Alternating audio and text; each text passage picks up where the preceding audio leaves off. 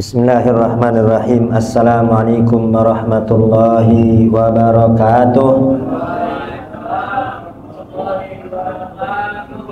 Alhamdulillah, wassalatu wassalamu ala rasulillah Sayyidina Muhammad ibni Abdillah wa ala alihi wa sahbihi wa man walah. Wala haula wala quwata illa billahil aliyyil azim. Amma ba'du.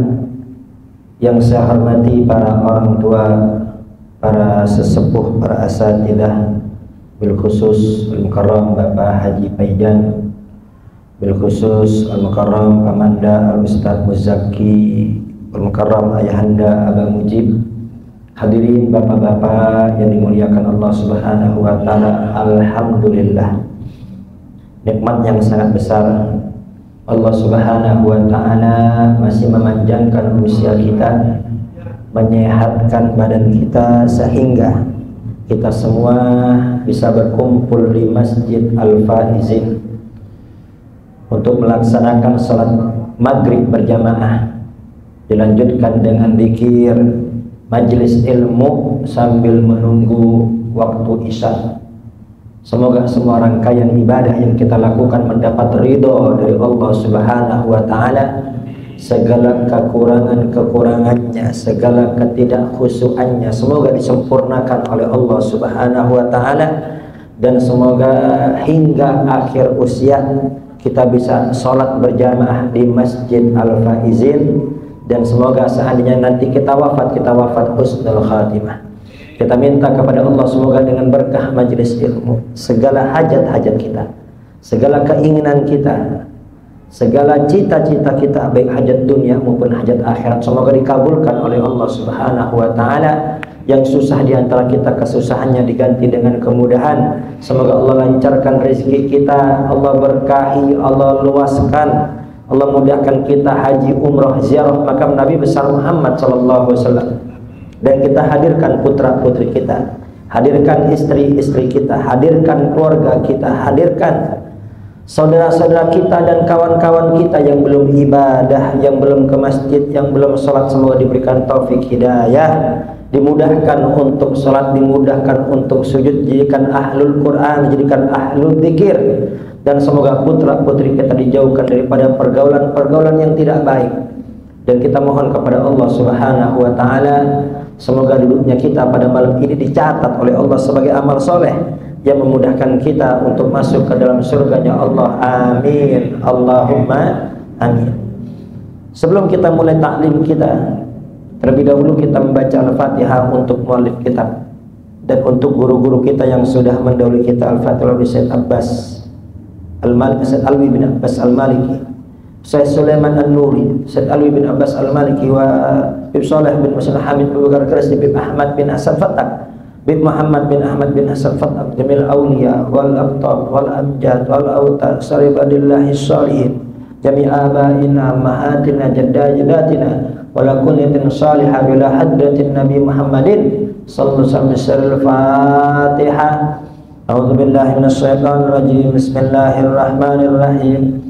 Alhamdulillahi rabbil alamin arrahmanir rahim maliki yaumiddin. Iyyaka na'budu wa iyyaka nasta'in. Ihdinas siratal mustaqim.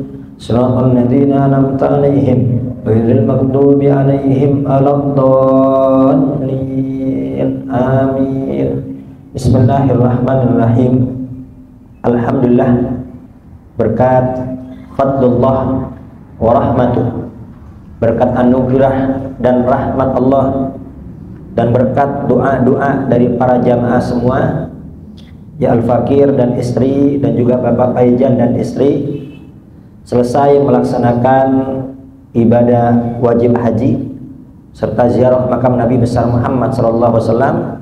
Berkat doa para jamaah semua, kami di sana mendapat kemudahan-kemudahan dari Allah Subhanahu wa taala, dan kami berdoa semoga yang belum sampai ke sana semoga dimudahkan oleh Allah Subhanahu wa taala untuk sampai ziarah makam Nabi besar Muhammad sallallahu alaihi wasallam, dan juga bisa ibadah tawaf di Ka'bah. Amin, Allahumma amin. Berbicara mengenai haji, itu 90% ibadah fisik. Mengingat panas pada tahun ini di Mekkah Al-Mukarramah dan Madinah itu panasnya sangat ekstrim. Ya, itu panasnya sekitar 47-48 derajat. 47-48 derajat. Bahkan itu kalau kita ambil mikot di Tan'im itu panasnya lebih lagi. Itu panasnya bikin sakit. Ya, di Madinah juga itu panasnya itu terasa benar di wajah. Dan di Mina itu panas sampai 52 derajat. Ya, di Mina itu panas sampai 52 derajat. Banyak yang wafat. Akan tapi jamaah Indonesia dibanding negara lain itu lebih sedikit. Ya, dikarenakan mungkin jamaah Indonesia sudah agak terbiasa dengan panas. Ya, akan tapi negara-negara lain yang cuacanya dingin, nah itu benar-benar sangat kaget mungkin dengan cuaca yang sangat-sangat panas. Alhamdulillah, semua yang berat, semua yang sulit, tapi kalau dapat bantuan Allah itu menjadi ringan. Ya, jadi 99% itu ibadah fisik, dan setiap hari pemandangan orang hilang tuh tiap hari. Tiap hari ada saja yang hilang, ada saja yang kesasar. Ya, khususnya para jamaah sepuh.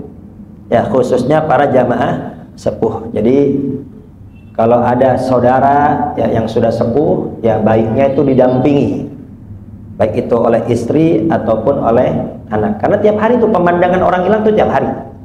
Pemandangan orang tersasar, kesasar itu tiap hari. Ya, dikarenakan ini jamaah Jakarta, ini di Sisa itu sekitar 4 kilo dari Masjidil Haram, sangat jauh.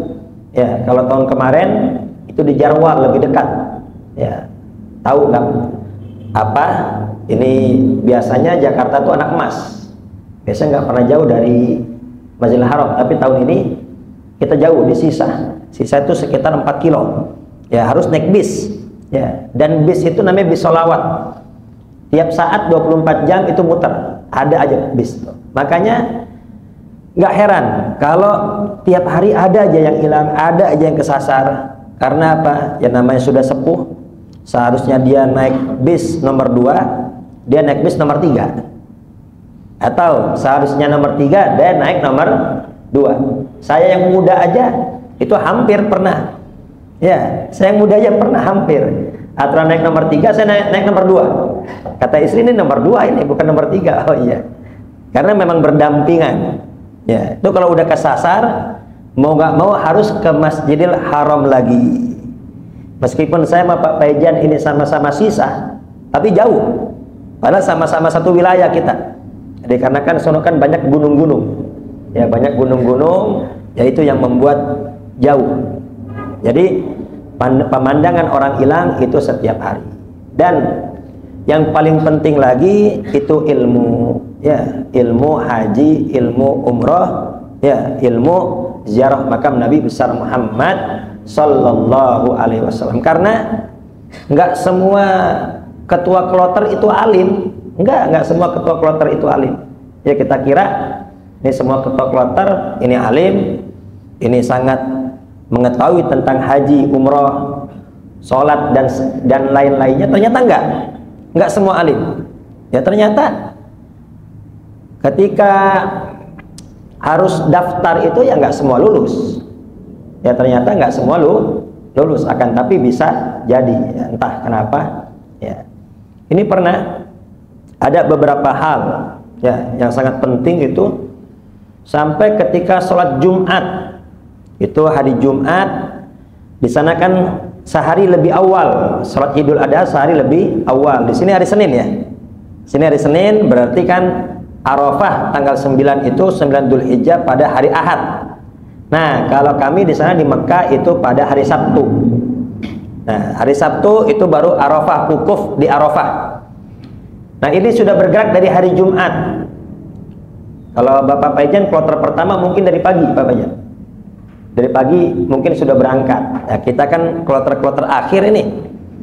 Bahkan tuh sampai ada seruan nggak sholat Jumat. Sholat Jumat di jamak takhir nanti di Arafah. Bayangin itu. Ada seruan nggak sholat Jumat. Sholat Jumat nanti diakhirkan, jamak takhir nanti di Arafah. Ya. Dan saya protes. Ini apa-apaan kita mau haji nggak sholat? Ya. Mau haji tapi nggak sholat, kira-kira gimana itu? Ini bukan mabrur, malah mabur jadinya. Ya. Kenapa kok nggak sholat? Ya dikarenakan kita mau persiapan, mau ke Arafah, nanti di jamak saja. Belum berlaku kata saya. Nanti jamak, nanti sunnah jamak itu pada hari Arafah tanggal 9 zuhur ama asar itu di jamak. Itu memang perbuatan Nabi besar Muhammad Sallallahu Alaihi Wasallam. Ini kita belum jalan ya, ini kita belum jalan. Kata dia ini kita musafir. Musafir apa? Kita udah 2 minggu nih di Mekah ya. Jadi ada musafir, ada mukim, ada mustautin. Nah ini perlu dipahami juga. Kecuali kita kloter akhir sekali ya, kita di Mekah cuma 3 hari, habis itu ke Arafah ya, mungkin bisa jadi. Tapi ini kita sudah 2 minggu nih ya. Makanya nih jamaah haji Indonesia dinamakan jamaah haji tamattu. Apa itu tamattu? Tamattu itu umroh dulu baru haji. Jadi tamattu itu ya tamatta, habis umroh dia bersenang-senang ya. Habis umroh dia bersenang-senang, maksudnya bebas. Habis umroh yang tadinya haram jadi halal, bebas dia bersenang-senang sambil menunggu waktu haji ya. Kalau saya tuh sekitar 2 minggu nunggu waktu haji. Pak Paijan 3 minggu apa? Sebulan? 3 minggu. Nah Pak Paijan, Haji Paijan tuh 3 minggu nunggu waktu haji. Jadi dinamakan haji tamattu karena habis umroh ya tamatta, senang-senang santai ya. Yang haram-haram, yang tadinya haram bebas dipakai lagi. Yang tadi nggak boleh pakai berjahit, nggak boleh pakai minyak wangi ya, itu setelah kita umroh jadi bebas lagi ya, menyibukkan diri ibadah di Masjidil Haram sampai menunggu waktu haji tiba, yaitu ya nunggu Arafah tanggal 9. Ini tanggal 8, ya kan, tanggal 9 Arafah berarti hari Sabtu di sana, di sini hari Minggu, hari Ahad. Itu hari Jumat kita sudah bergerak. Itu ada seruan nggak usah sholat Jumat. Sholat Jumat di jamaah, ini apa-apaan kata saya. Ya, nggak ada. Kita sholat Jumat dulu. Ya, kita sholat Jumat dulu, nggak ada jamaah-jamaah kata saya. Ya, kemudian saya menegur Karom, ini Karom pimpinan. Ini Karom pimpinan, dia memimpin 40 jamaah. Saya bilang sama dia, Bapak Karom, ini kita nunggu 12 tahun, nggak lama, bukan sebentar waktunya. 12 tahun kita nunggu, puluhan juta kita bayar. Ini jangan sampai kita haji nggak sah ini. Kita haji nggak mabrur ini gara-gara nggak sholat Jumat. Terus juga lagi pula, ya nggak ada ceritanya supir bis di Mekah itu nggak sholat Jumat. Ya, ini jangan disamain sama supir bis di sini. Jumatan masih jalan. Ya, bahkan di sana itu Pak, seandainya kita lagi jalan, tiba-tiba waktu adzan tiba, waktu maghrib atau waktu isya, itu supir-supir sana setengah jam sebelum adzan mereka sudah turun ambil air wudu. Mereka tuh supir-supir di sana tuh setengah jam sebelum adzan mereka ambil wudu. Jadi ntar ketika adzan belum sampai tujuan mereka berhenti. Semua tuh bis-bis sholat berhenti, turun sholat jamaah. Luar biasa apa tidak? Bahkan polisi-polisinya tuh apa? Di pinggir jalan udah berhenti, pinggir jalan sholat jamaah. Ada gak di sini begitu? Gak ada. Jadi biasa itu kalau adzan itu bis berhenti aja, ada bis berhenti, gelar sejadah, ngadap kiblat, ya menghadap Ka'bah, udah langsung sholat seperti itu. Itu pemandangan biasa. Kata saya, sholat biasa saja mereka berhenti nggak jalan, apalagi Jumatan. Jangan disamain sama supir di Indonesia. Betul aja, nggak ada. Itu bis-bis nggak jalan Jumatan. Ya, kebetulan hotel kita tuh dekat sama masjid. Sebelah kanan ada masjid, di depan ada masjid. Ya kan, tapi ini ada beberapa rombongan. Jadi dikarenakan seruannya udah nggak usah Jumat, seruannya udah nggak usah Jumat, di jamaah saja nanti. Ya udah nggak sholat Jumat. Jadi jam 11 itu mereka sudah ada di lobi hotel, ya masih pakai pakaian ihram, ya nunggu apa? Nunggu bis. Bis juga nggak jalan, bis. Ya sampai kita kelar Jumat mereka masih di lobi nggak sholat. Ya Allah. Itu siapa yang tanggung jawab kalau begitu? Ya Allah. Inna lillahi wa inna ilaihi raji'un. Ya. Jadi yang namanya haji mandiri, ya haji mandiri ya sebetulnya semua serba mandiri. Ya, jadi jangan berharap banyak itu kita dari pimpinan.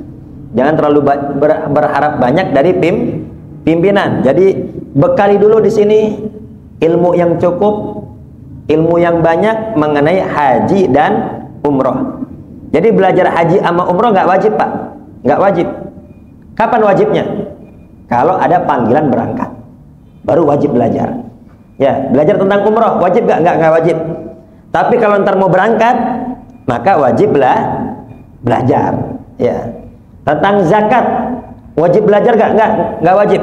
Tapi kalau tiba-tiba kita kaya, maka kita wajib belajar tentang zakat. Ini penting sekali kita pelajari, karena ada juga pimpinan-pimpinan, wah ini mimpin puluhan jamaah, ketika tawaf di Ka'bah, ya dia berbalik ngadep jamaah, ayo yang rapi. Sedangkan tawaf di Ka'bah itu wajib, bagian kiri ini menghadap Ka'bah. Kiri ini wajib di Ka'bah. Nggak boleh kita tiba-tiba berbalik seperti ini. Ya, makanya hati-hati. Ini banyak yang ingin mencium Ka'bah, ingin mencium Hajar Aswad, atau ingin megang makom Ibrahim, ya, yang seperti sarang burung, Pak. Mohon maaf, seperti sarang burung tuh yang dekat Ka'bah. Itu terkadang mereka meluk, mereka cium, kan begini nih. Berarti Ka'bah ini dadanya menghadap Ka'bah, bukan kiri. Tiba-tiba dia terdorong. Nah itu nggak sah. Itu kalau dia terdorong satu langkah, maka satu langkah itu tidak sah. Terdorong dua langkahnya itu tidak sah. Mau tidak mau dia harus mundur di posisi awal sebelum dia terdorong. Tapi susah, banyak orang. Makanya ini perlu ilmu. Kalau mau meluk silahkan, mau cium silahkan, nanti setelah tuntas 7 putaran. Ini Ka'bah, ya, ini bagian kiri tetap di kiri. Ya, ini terkadang orang ketika mau ketinggalan nyalip dia. Biasa di Indonesia balapan nyalip. Ya nyalip udah nggak bagian kiri lagi tuh. Ya karena takut tertinggal sama jamaah. Wah udah itu nggak sah. Bahkan ada pimpinan yang saya heran. Itu pimpinannya berbalik. Ya berbalik ke jamaah. Berarti apa? Ka'bah di kanan. Sambil jalan tuh. Yang lurus Pak, yang lurus Pak. Ya. Nah ini gimana pimpinannya ini? Ya ini bukan ketua kloter, bukan. Ya mungkin pimpinan rombongan dan lain sebagainya. Jadi penting sekali ya sebelum berangkat kita bekali dengan ilmu ya. Bahkan itu ya terkadang ini kan kalau haji itu kan umroh dulu. Berarti itu dari Pondok Gede udah pakai pakaian ihram. Ya. Dari Pondok Gede sudah pakai pakaian ihram. Pakaian ihramnya itu Pak, cuman 2 lapis tuh yang putih-putih. Ya, itu nyampe Jeddah itu biasanya ke hotel dulu. Ya, nyampe ke hotel dulu dan itu nggak langsung tawaf gitu. Ya, nyampe siang bisa jadi tawafnya sore atau bisa jadi baru tawaf itu malam. Kan panjang itu waktu. Terkadang kalau yang nggak paham ilmunya, nyampe hotel udah ganti baju. Nyampe hotel itu pakaian ihram dilepas dia pakai kaos. Sedangkan lagi ihram itu nggak boleh pakai yang berjahit. Nah ini penting, sangat penting sekali ilmu. Bahkan ada juga yang udah motong kumisnya dipotong. Sedangkan kalau lagi ihram itu nggak boleh motong kuku, nggak boleh motong rambut, nggak boleh pakai pakaian yang berjahit. Nah ini kan udah niat ihram di pesawat. Udah niat ihram di pesawat, belum tawaf, belum sa'i, berarti kan belum tahallul. Ya itu yang haram-haram masih berlaku. Ini udah pakai kaos, ada yang udah cukur kumis. Ya cukur kumis, separoh diingetin lah, kok cukur kumis? Ya Allah, nggak boleh ya? Nggak boleh, ini gimana tinggal separoh katanya? Ini gimana tinggal separoh ini katanya?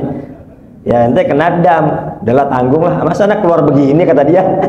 Ya udahlah kena kata dia. Ini penting, sangat sekali ilmu penting. Dan yang lebih penting lagi ketika lempar jumroh di Mina. Ya, di Mina ini bapak-bapak jangan kaget. Semua jamaah haji Indonesia sangat-sangat bagus. Ini pemerintah Indonesia sangat-sangat bagus.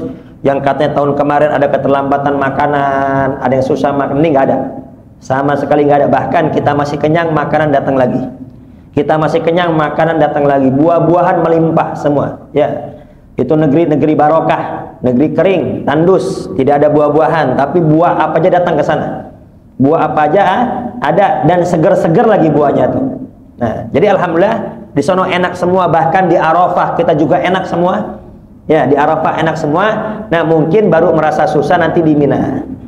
Karena Mina itu tempat terbatas, kita nggak bisa menyalahkan pemerintah. Ya, karena memang tempat terbatas, jamaah hajinya banyak. Ya, tempat terbatas, jamaah hajinya banyak. Dan di tenda saya, ya mungkin karena saya udah akhir-akhir itu kemarin, ya jumlah orangnya sama jumlah tendanya lebih banyak orangnya. Ya, jadi satu kasur tuh kasur-kasur begini Pak, kasur-kasur tipis tuh, kasur-kasur begini ya yang kaya, yang pengusaha, yang pejabat ya sama kasur begitu. Ya di sini kaya, di sini mewah, ya di sono ya begitu. Sama semua. Ya semua sama, pakaian yang sama semua. Nggak ada kaya, nggak ada pejabat, nggak ada ulama. Semua sama rata, pakaian yang sama, mengingatkan kita nanti kita wafat tidak membawa apa-apa. Itu bukan satu orang satu. Ya, satu orang bisa berdua. Saking padatnya itu. Ya saking padatnya, sekali lagi kita tidak bisa menyalahkan pemerintah dikarenakan memang tempat Mina itu yang terbatas. Nah, kita saling menghibur dah. Di situ kita saling menghibur, sadari di sini kita mau ibadah, bukan mau tamasya, bukan mau kuliner, bukan mau jalan-jalan. Jadi sadari itu. Jadi ketika kita haji dan umroh, kita harus sadari kita kesini ke Mekah bukan untuk jalan-jalan, bukan untuk tamasya, tapi untuk ibadah. Yang namanya haji itu as'ad akbar. Namanya haji itu susah, berdebu, ya kan nggak mandi-mandi itu. Ketika dari Arafah ya sampai Mina ya itu biasa kita nggak mandi dan lain sebagainya, dikarenakan apa? Masih memakai pakaian ihram, ya as'ad akbar, berdebu, ya kusut rambut, itu biasa. Namanya haji seperti itu. Nah itu di Mina tempat terbatas. Nah ini yang nggak sabar, biasa di sini enak. Ini gimana tidur jempet-jempetan? Itu ada yang putus asa, kabur Pak, kabur ke hotel, udah nggak peduli lagi tuh. Wajib mabit di Mina, ya wajib lempar jumroh, itu udah nggak peduli, udah pulang-pulang aja, ya pulang-pulang saja. Nah kebetulan kemarin tenda kami itu sempat terbakar, bukan tenda, ada dapur. Ya, dapur terbakar, bayangin, panas 52. Ya, ada terbakar. Itu kabur semua dari tenda, gang sempit. Antara tenda dengan tenda cuma cukup 2 orang lewat. Itu macet total, Pak. Ya, kita baru istirahat sebentar, kebakaran, lari semua. Itu lari, kita nggak gerak. Saya udah pasrah, wah ini mah kalau nggak gerak ini bisa kebakar ini.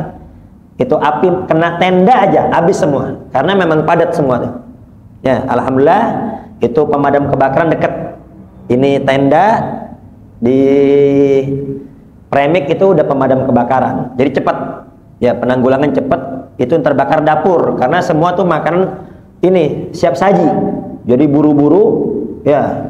Ini mau masak besar, ya terbakar akhirnya. Terbakar, kabur semua tuh yang lain.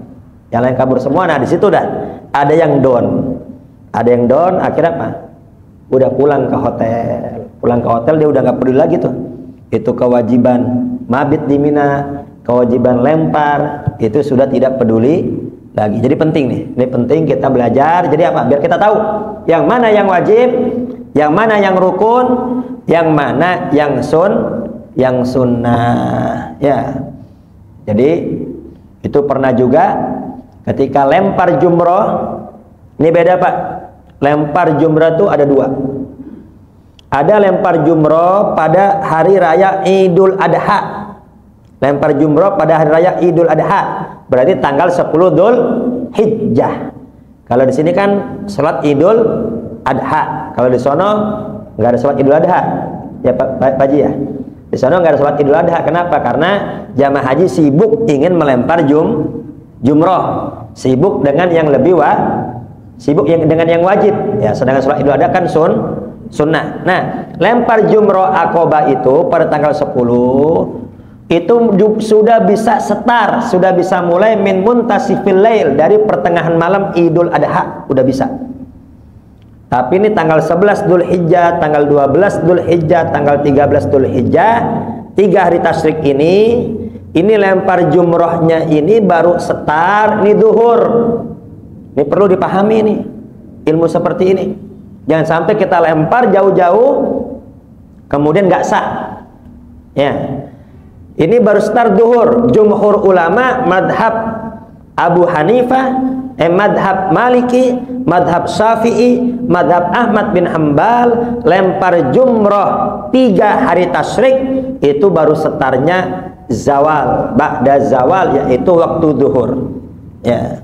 Akan tetapi ada Imam Abu Hanifah, ini beda sendiri, boleh lempar 3 hari tasyrik itu ba'da subuh.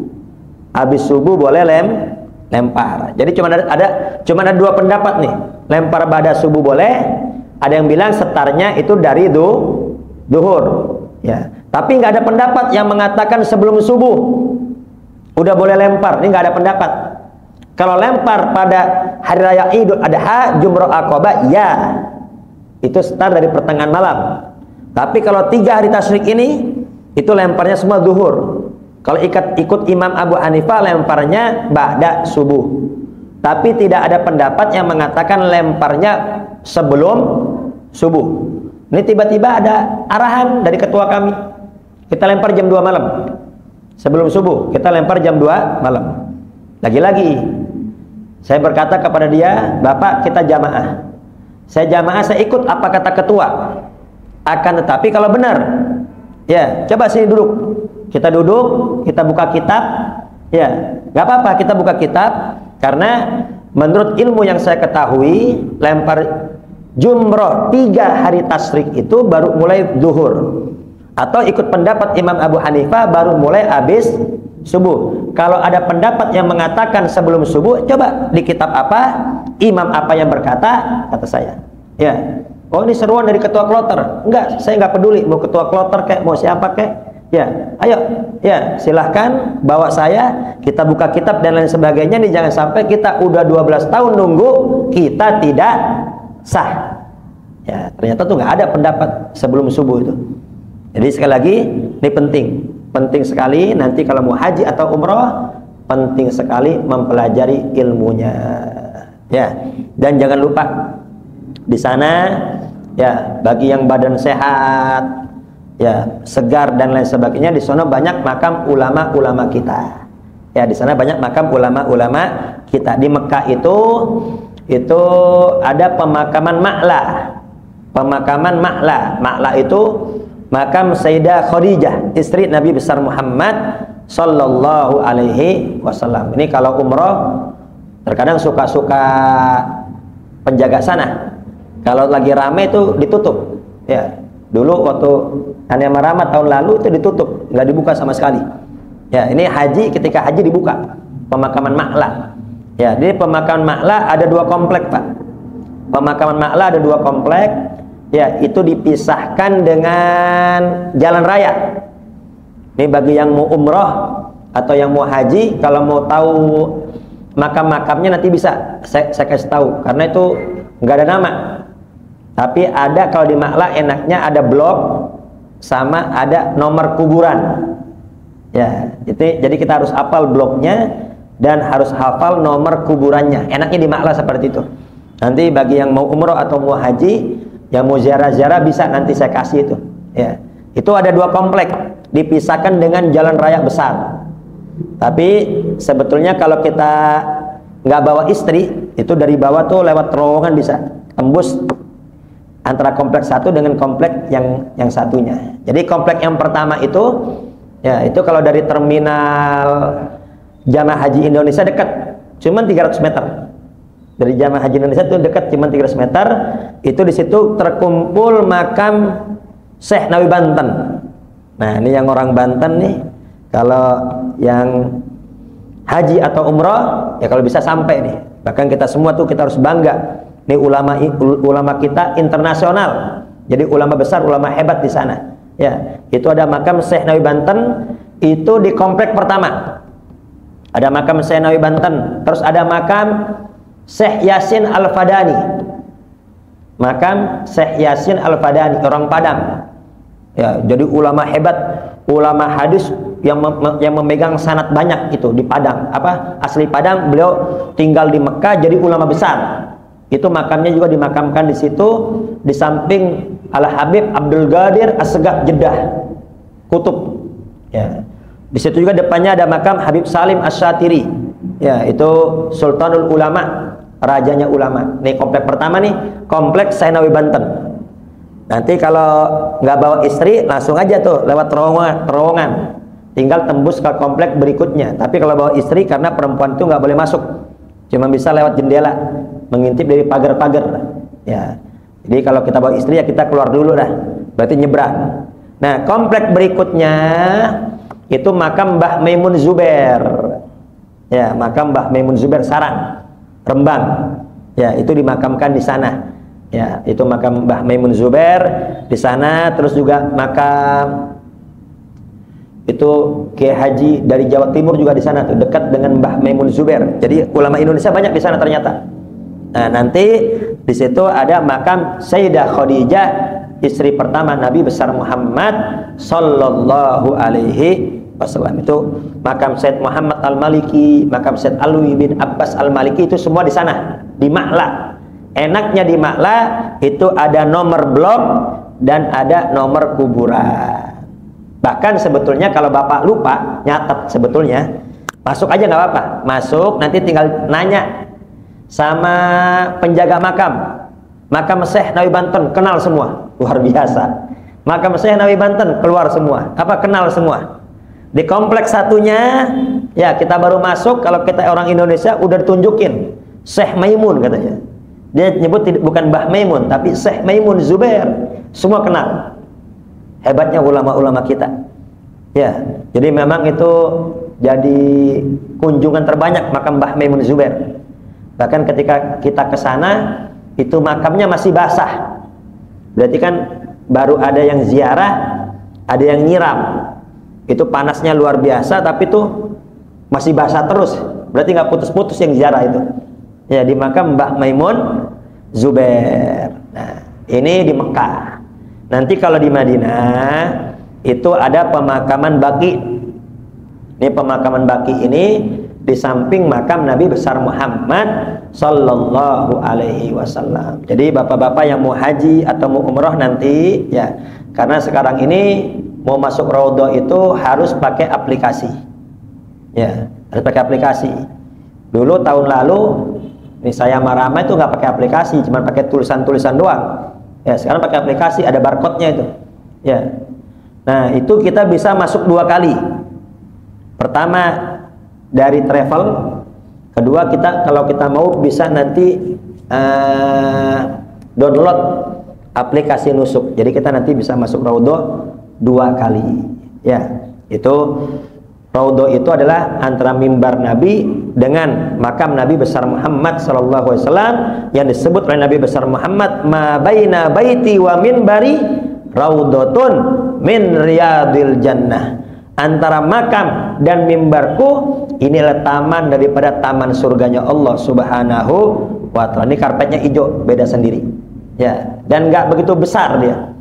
Dan dia nggak begitu besar, mungkin panjang dari sini sampai mentok belakang itu panjangnya.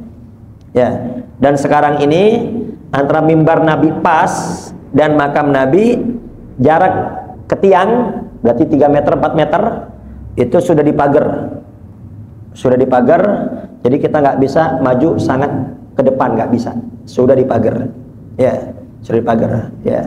Tapi itu saya bisiki penjaganya, saya punya hajat, saya punya keperluan, izinkan saya 2 rakaat aja, kata saya. Alhamdulillah. Ya, itu penjaga tersentuh hatinya, saya dipegang tangan saya, ya diizinkan maju ke depan. Jadi bapak-bapak yang mau umroh mau haji, ya kalau mau tahu bahasa nanti saya tulisin dah.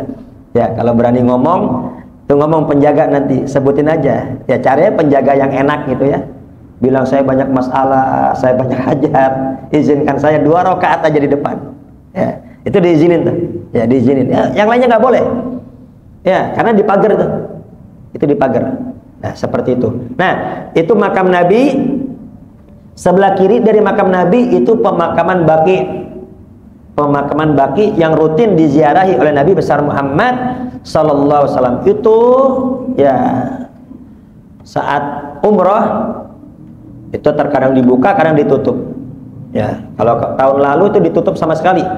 Ya, nggak bisa ziarah. Itu kalau haji dibuka pagi ba'da subuh sama ba'da asar, dibuka 2 kali pemakaman Baqi. Itu semua istri-istri Nabi dimakamkan di sana. Jadi semua istri Nabi dimakamkan di Baqi kecuali Sayyidah Khadijah. Jadi Sayyidah Khadijah di Mekah tuh, di Ma'la. Ya, tapi semuanya istri-istri Nabi itu dimakamkan di Baqi. Ya. Kemudian anak-anak Nabi, putra-putri Nabi semua dimakamkan di Baqi. Sayyidina Utsman, Imam Malik, ya, Imam Laith semua dimakamkan di Baqi. Ya, kita berdoa semoga kita semua dimudahkan untuk sampai ke sana. Amin. Allahumma amin. Jadi sekali lagi di sini saya sampaikan begini. Pertama, saya bersyukur kepada Allah Subhanahu wa taala tahaddusan bin nikmah. Ya, ini berkat doa dari para jamaah semua, kami semua bisa melaksanakan ibadah haji. Karena terus terang kemarin saya ini memang ada sakit. Ya, Saya jalan saja kalau Pak izin tuh sakit saya. Jadi kemarin sebelum haji dari habis lebaran tuh saya jalan aja kalau Pak izin tuh sakit. Jadi antara paha, pangkal paha sama badan tuh kayak nggak nyetel, perih. Ya, jadi saya ke masjid aja sakit-sakit. Jadi kalau ke masjid tuh maksain. Cuma kan orang-orang nggak tahu. Kelihatannya sehat, tapi pas jalan saya sakit. Ya. Nah, itu saya berpikirnya gimana saya mau tawaf, mau sa'i, tapi alhamdulillah di sana sehat.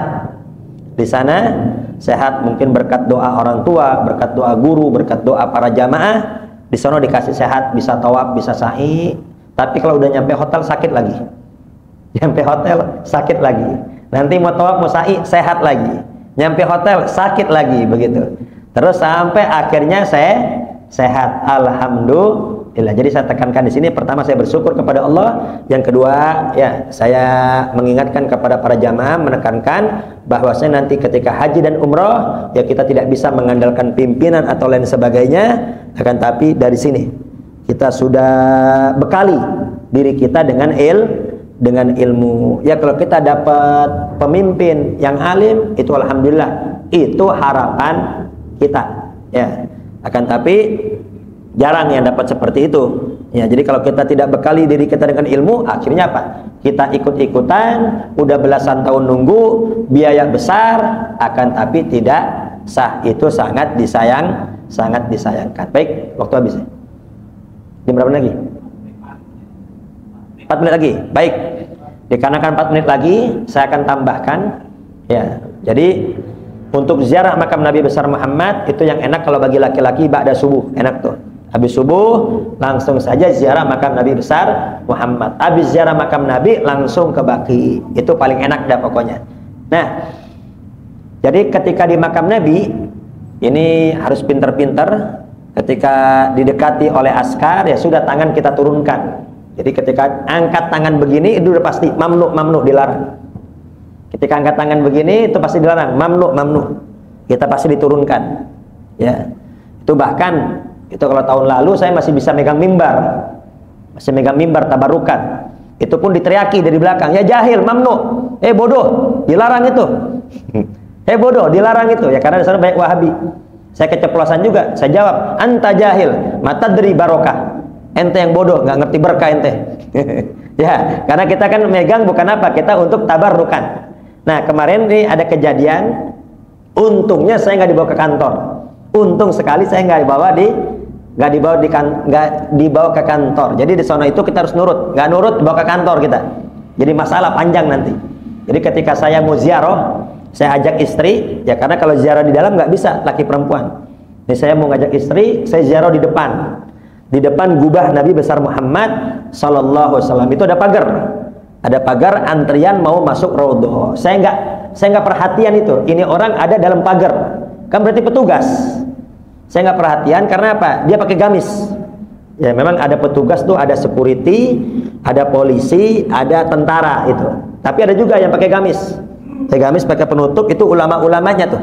Yang terpelajar itu. Itu biasanya yang menjelaskan tentang ilmu. Nah, saya nggak ngeh sama itu. Ketika saya ziarah makam Nabi, saya angkat tangan begini, saya dihampiri, mamnu, nggak boleh.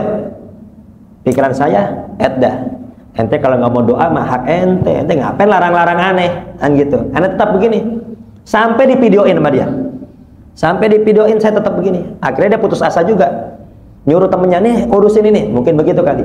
Dihampiri oleh teman satunya, ya akhi mamnu, dilarang, nggak boleh begini. Kita dianggap syirik, ngangkat tangan begini menghadap makam Nabi kita dianggap syirik. Padahal kan kita doa sama Allah, kita minta sama Allah. Menghadap makam Nabi hanya tawassul, ya hanya tawassul, dilarang, mamnu. Akhirnya selesai saya doa, ya saya doa selesai, saya sebutkan kepada dia, walau annahum idzalamu anfusahum ja'uka fastaghfirullah wastaghfara lahumur rasulu lawajadullaha tawwabar rahima. Saya sampaikan ayat ini. Jadi ini ayat menjelaskan ada orang banyak dosa datang ke Nabi. Ya, kemudian dia istighfar kepada Allah, Nabi ikut membacakan istighfar juga. Maka dosa-dosanya diampuni. Saya sampaikan ayat ini. Apa kata dia? Soh, benar itu ayat kata dia. Tapi ini ayat ketika Rasul hidup katanya. Kalau Rasul sudah wafat nggak bisa. Saya jawab lagi, ente apa-apaan nggak bisa. Ini ini ayat umum, kata saya. Kenapa ente khusus-khususin? Ini ayat umum. Mau baik Rasul hidup maupun wafat, kenapa ente khusus-khususin? Kata dia, tetap nggak bisa, kata dia. Terus saya berkata kepada dia, undur, lihat tafsir Ibnu Katsir, mawjud huna qissatu Utbi. Saya bilang sama dia, ente lihat tafsir Ibnu Katsir. Di tafsir Ibnu Katsir ada kisah Utbi. Ya, bahkan di sana ada kisah ketika Rasul hidup maupun ketika Rasul wafat. Lihat tafsir Ibnu Katsir, kata saya. Kata dia, ente jangan lihat tafsir-tafsir yang dulu aja, kata dia. Tapi lihat juga tafsir-tafsir sekarang. Ya udah, kitab apa, katanya. Dia juga nggak nyebutin kitabnya. Ya. Terus kata dia, "Kaif ada berdoa?" kata dia. Bagaimana adab doa? Adab doa ittaji ilal kiblah. Adab doa ente ngadap kiblat, kata dia. Kata saya, bukan berarti nggak ngadap kiblat dosa. Ya. Saya meskipun nggak ngadap kiblat, saya menghadap Nabi besar Muhammad, ya, saya tetap minta sama Allah.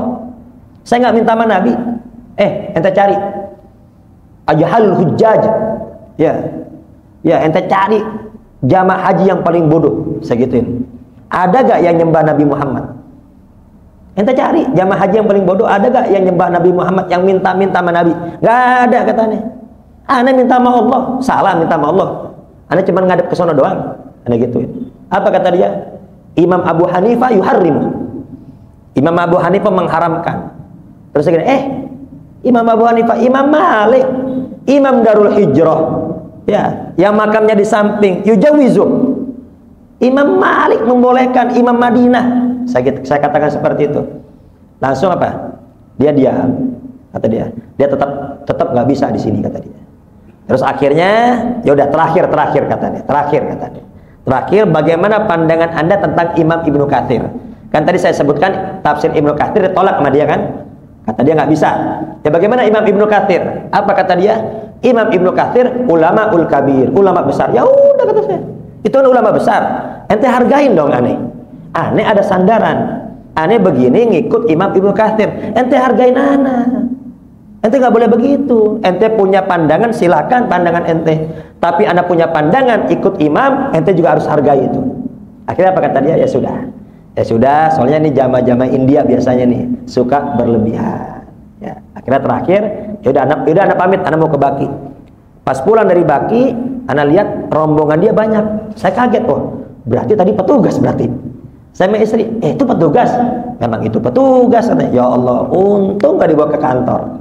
Itu biasanya kalau yang ngeyel-ngeyel tuh langsung tangkap bawa ke kantor. Ya, mungkin alhamdulillah, ya itu mungkin karena dasar ilmiah, jadi mungkin masih dihargai, tidak dibawa ke kantor. Baik, mungkin hanya itu. Jadi kalau yang mau ziarah makam Nabi, kalau didekati oleh pengawas, ya pura-pura gini aja, apa megang pagar, ya atau begini, ya jangan terlalu ketara. Terlalu ketara, kita ngeyel itu bisa-bisa dibawa ke kantor karena pandangan mereka beda dengan pandangan kita. Baik, mungkin itu. Semoga Allah Subhanahu wa taala merahmati kita semua, memberkahi kita semua. Yang belum sampai semoga diberikan anugerah oleh Allah Subhanahu wa taala sampai ziarah makam Nabi, haji, umrah, ibadah di Mekah dan Madinah. Amin, Allahumma amin. Al-Fatihah. A'udzubillahi minasyaitonir rajim. Bismillahirrahmanirrahim. Alhamdulillahirabbil alamin. Arrahmanirrahim. Maliki yaumiddin.